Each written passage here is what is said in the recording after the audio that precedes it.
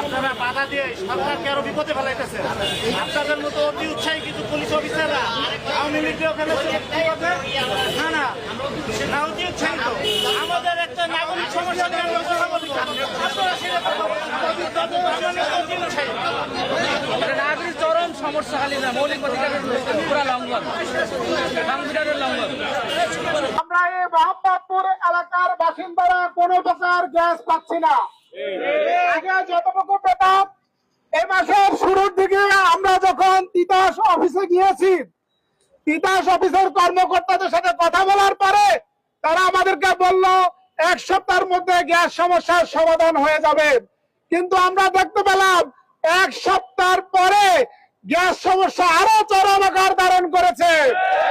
আগে যতটুকু পেতাম এখন একবারেই আমরা পাই না। আমাদের এই এলাকায় কি সংসদ সদস্য আছেন?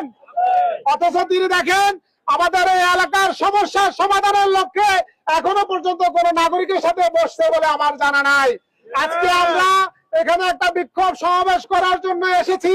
এই বিক্ষোভ সমাবেশ কি আমাদের নাগরিক অধিকার নয়?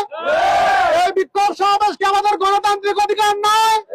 অথচ দেখেন আজকে আমাদের পুলিশ ভাইরা যারা নিজেরাও এই সমস্যায় জর্জরিত, যাদের নিজেদের বাসায়ও রান্না হচ্ছে না, আমাদেরকে আজকের এই আয়োজনে আমাদেরকে মাইক ইউজ করতে দেন নাই।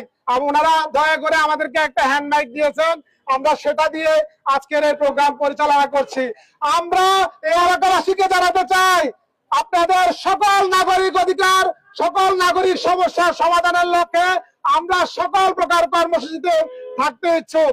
আপনারা থাকবেন তো আমাদের সাথে ইনশাআল্লাহ? আমরা আগামী 72 ঘন্টার একটা আলটিমেটাম দিয়ে যাচ্ছি।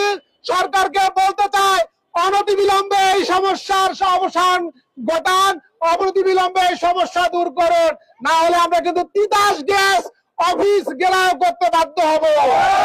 সম্মানিত এলাকাবাসী, এখন আমরা সুশৃঙ্খল ভাবে আমরা মিছিল করব।